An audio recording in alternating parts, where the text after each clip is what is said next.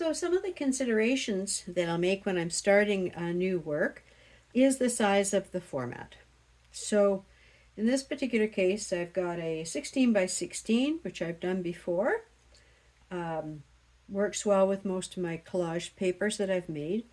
And this one is 20 by 20. And a little bit of whether I decide to go with the big one or the littler one is going to depend on what papers I find in my stash.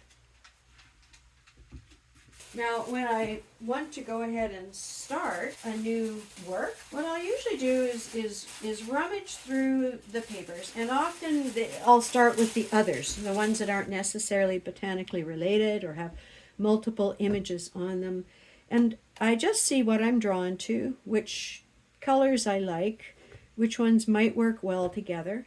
This is just a starting point. But it gives me somewhere. I mean, you can't deal with hundreds of prints. You've got to bring it down and start with a smaller quantity. So I'll decide. Oh, I feel like browns and blues today.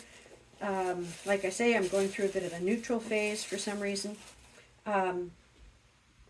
So I'll pull out some that might work together and might work well as extra pieces. So this time, what I pulled out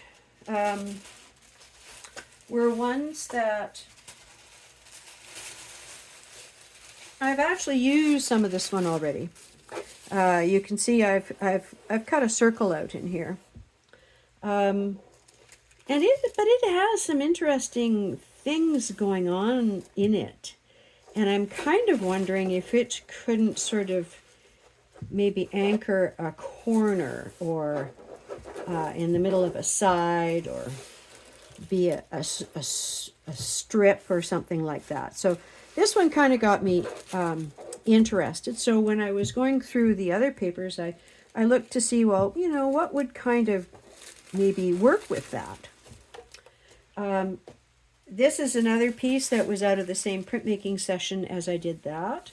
And this one is printed on both sides. So there's some geometric stuff happening on this side, and I've got some botanical stuff going on this side.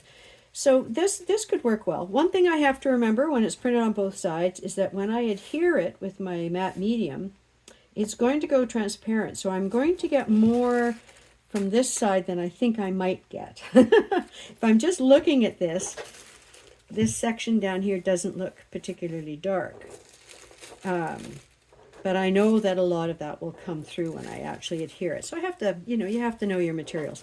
But I thought that this one actually goes quite well in counterpoint to this one. This one's warmer, this one's cooler. This one has some really nice bluey things going on in here. So yeah, kind of interesting. This is a sheet that I've made more recently with my cardboard stamps, and it's got both very warm sections on it and some cooler, so maybe chunks of this might end up being useful in the collage stage. This one is just a little skimpy thin thing with an experiment printed on one end. I'm not so sure about using the section that has the experiment on it, but I thought that this is nice and pale, but it has the same colors and motifs as this primary piece, so it may have a role. This is another piece created with the cardboard stamps that I've made, and again, there's some interesting sections of it, and perhaps one thing I'll do is often put a little rectangular viewfinder in here to see what gets kind of exciting when you isolate it. And of course, I always love circles, so that's useful. And then this piece is the same color scheme. Again, good warm areas, cool areas. There's some quite interesting patterns going on in here. I was testing out some impression plates that I'd made. And then, of course, there's this alphabetic stuff in here, which I find really quite interesting as well. And then last but not least, this little piece has been looking for a home in a painting for a long time. I think it has some very interesting geometric elements going on in it, and it's a good color match to that. So if I want a cool lighter section in the collage, that might be a nice piece to use. So now let's go back to size, and based on the papers that I've selected, I think I'm going to go with the larger one, because I think there's lots of room on the large one for some of these, for some big chunks of these papers to go on. But to do that, I also have to check what kinds of botanicals that I have available, which might complement that. I have to make sure that the botanicals that might go with those papers aren't all little short skinny things. So that would be the next step, is looking through the dark and light positives to see if there's something that would be useful there. So I've picked a color scheme that I'd like to use. And this is kind of representative of it right here. It's got some blues, some transparent red iron oxide, which is one of my favorites. So I'm just going to put that over there. And I've kind of figured that I can use this big 20 by 20. Now, when I do my jelly printing and I print the tissues, I will most likely use my 16 by 20 plate.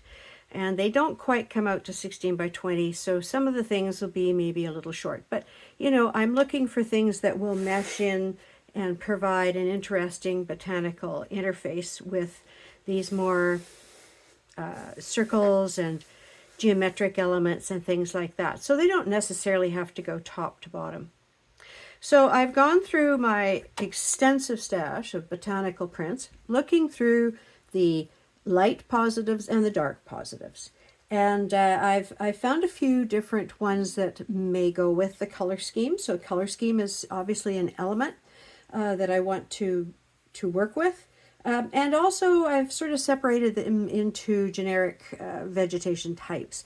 Now I will often mix vegetation types in my collages, but it's nice to have them sort of separated out initially just to take a look at things. So these ones are primarily made from dill. Now, we planted dill. Well, actually, we never planted the dill. The dill was planted in our next door neighbor's yard, and it's volunteered into our garden as well. So I usually save a few plants, and as they grow and develop, I'll take prints of them. So I have some negatives with some interesting stuff going on in the background. I've got this light positive, which might be interesting. I've got another negative, which is a tall vertical element. These two aren't dill, they're some other type of weed, but they're similar. So, you know, possibly they would work in with the whole plan if I went with these types of vegetation. And I have this sheet, which has some negative dill and also some other kind of weed. I'm not really sure, to tell you the truth, what this other weed is. So I have a lot of really tall things with the dill, so I'm thinking that that's a possibility. And the color scheme certainly works. Going on to this other plant, which is the one that I'm not really quite sure what it is, I do have quite a bit of it. So I've got some a strong, very, very strong positive. This might make it as a focal point. This was one that was going to go in my last collage, but, you know, just changed my mind about it. So I had trimmed it all out, getting rid of all the extra tissue. It's a light positive, but it's a very interesting shape. However, I'm looking at it now and I'm thinking it's a little on the purplish side. So maybe not that one. These are some more. Again, they are a little bit on the purplish side. I just did one with purples in it, so I'm not sure I want to go there again. And then this one's a nice strong shape. So that, and it's definitely big enough for the 20 inch. So I'm thinking that those are all positives. if I decide to allow some purple into the color scheme.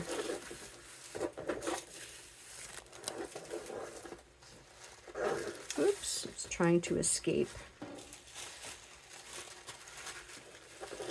Okay, now I have a lot of alfalfa. And you might sit there and go, alfalfa? Well, yes, it's down by the dog park. The dog park where I take my dog most days, especially in the spring and the fall. It's a little hot in the summer, a little cold in the winter, but I get there as many times as I can. And there's some random alfalfa plants around, and they make a really interesting print. So this is an example of just alfalfa, where I've picked a few stalks and then just done my normal printing routine on my larger jelly plate. And I've worked in some warm colors, some transparent red iron oxides, some yellows, green gold, and then some sap green and a bit of blue. So I'm just trying to decide whether or not these colors and these colors work together. And you know, I think they do. I think it does get a bit into the green, but you know, that it's like the purple. Do I want to go that far? But I think this one has enough of, you know, the specific blue and the transparent red iron oxide that it would work with these. And these plants are also quite tall. They would work with a 20-inch structure. So I've got quite a few of this, quite a few sheets of this. Sometimes I tuck one upside down just to use up the plate and the space, because I can take this one out and use it separately if I want. This one not so much. This yellow I don't think is going to be a part of it. This is one with a lot more bluey green. You know, I kind of like that too. So a lot of this is just weeding down the tissues. First I weed them into a few tissues, and then I'm not going for that. And then I weed them down again. You certainly can get overwhelmed with the number of tissues you have available. I don't think so. So it does help if you can weed them down and get them into smaller piles. Now this is an example of the negatives of the alfalfa, and again you can have, you know, maybe a chunk of this and have it somewhere as an element, or the grasses down here. So they can be quite interesting. And I have a few sheets of that as well. This is a remnant, a little piece that's been already hacked up. This one has a bit more of the green in it, which might work just fine.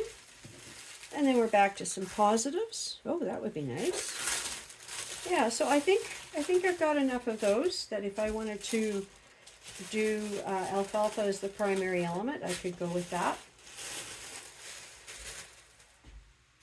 And then the other ones that I did quite a lot of too were just leaves and grasses. So these are just leaves that were the last leaves in my garden in the fall. And I was printing as many as I could to try to provide a supply for over the winter. I'm not really sure what leaves these are. But anyway, as you can see, the pattern itself is quite tall. I can take out sections. This one is sort of not a great match for the colors.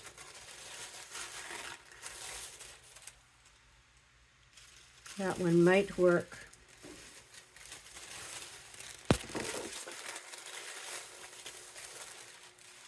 That one might work. And then there is this one. And some pieces from this might be useful. I'm not thinking that the whole thing would be useful, or a big expanse of it. But if you are using this motif and this leaf type as a positive element, then sometimes it's nice to use a chunk or two of it as a negative element, as a element as well. So not a great color match, but a possibility. So I will make a determination. I think going with the 20 by 20 is fine with the materials that I have. So I'm going to probably get started first of all on picking out some chunks of this background material and laying it out. And then I'll go back and revisit the botanicals. And you know, I might pick one type of botanical to use now, and it could totally change before the end of the painting. Certainly happened in the past. As it develops, it speaks to me. It becomes a certain shape becomes necessary, and I find that in my stash and apply it. So the botanical selection phase. That's what we do.